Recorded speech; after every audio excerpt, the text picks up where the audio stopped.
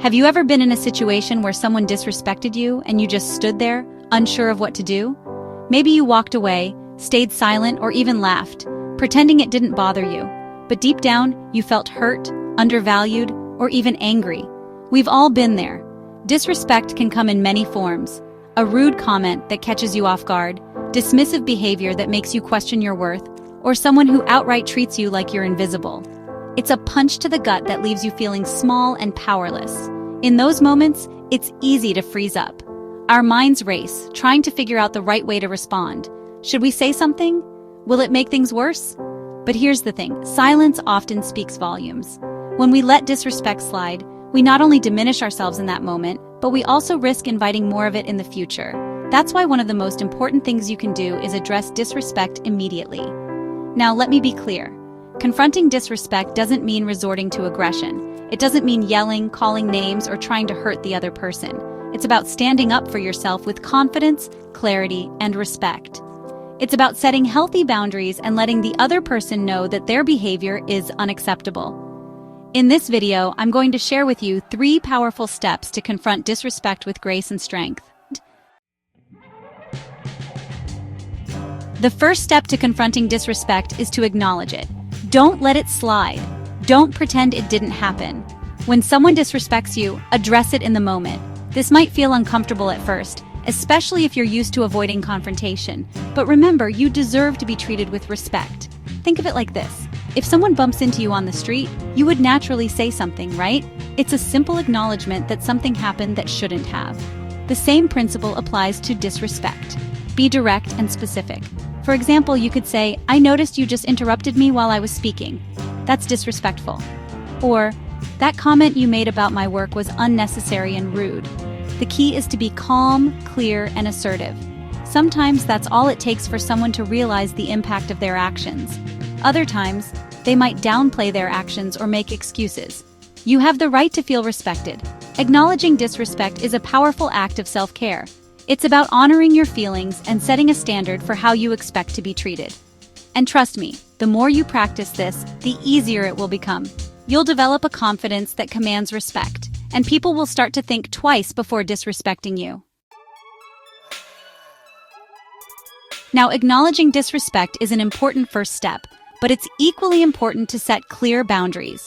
This means letting the person know that their behavior is not acceptable and that there will be consequences if it continues. Boundaries are essential for healthy relationships, both personal and professional. They define where you end and the other person begins, protecting your emotional well-being. Think of boundaries like fences. They establish clear lines that shouldn't be crossed. When you set a boundary, you're essentially saying, "This is what I will tolerate and this is what I won't." When it comes to disrespect, your boundaries should reflect your self-respect and your non-negotiables. So how do you set effective boundaries? Be direct and assertive. For example, you could say, "I will not allow you to speak to me that way." Or, if you can't communicate respectfully, "I will not continue this conversation." The key is to be firm but not aggressive. You're not trying to start a fight, you're simply stating your limits. When you set boundaries, you're not trying to control the other person's behavior. You can't force someone to treat you with respect if they don't want to. What you can control is how you respond to their disrespect. You can choose to walk away, end the conversation, or limit your interactions with that person. Remember, setting boundaries is not about being rude or confrontational. It's about being assertive and protective of your emotional well-being. It's about recognizing that you deserve to be treated with respect, and that you have the right to remove yourself from situations where you are not. Setting boundaries can be challenging, especially if you're used to people-pleasing or avoiding conflict. But the more you practice, the easier it will become. You'll develop a sense of empowerment and self-respect that will radiate outwards, influencing how others treat you. Chapter 3. The final step in confronting disrespect is to stay calm and firm. This can be challenging, especially if the other person is being particularly difficult or aggressive. But remember, you're in control of your own emotions. Don't let their negativity dictate your response.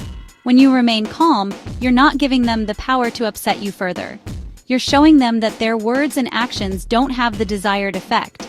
This can be incredibly disarming, as they're often expecting a reaction from you. Staying firm means sticking to your guns.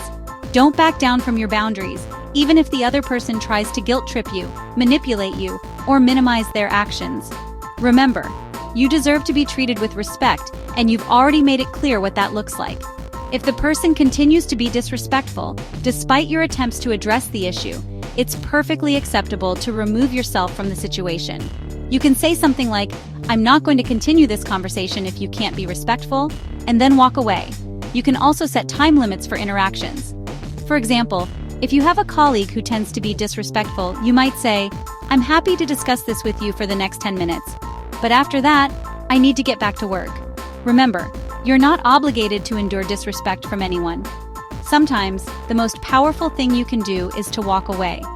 This sends a clear message that you won't tolerate their behavior and that you value your self-respect above all else. Confronting disrespect with calmness and firmness takes practice, but it's a skill worth developing. It empowers you to navigate difficult situations with grace and strength, while also setting healthy boundaries that protect your well-being. When you address disrespect immediately, with clarity and respect, you send a strong message, not only to the person who disrespected you, but also to yourself. You build your self-esteem and teach others how you deserve to be treated. Remember, respect starts with you. If you don't stand up for yourself, who will? The way people treat you is often a reflection of how you treat yourself. When you value yourself and set healthy boundaries, you're more likely to attract people who respect those boundaries. And for those who don't, well, you now have the tools to handle them with grace and strength. If this message resonated with you, share your thoughts in the comments below. Have you ever faced disrespect? How did it go? What did you learn from that experience? Let's talk about it. And if you found this video helpful, don't forget to like, subscribe, and hit the notification bell so you never miss an episode of Reflections and Moral Advice Service, where we talk about real-life lessons to help you grow and live wisely.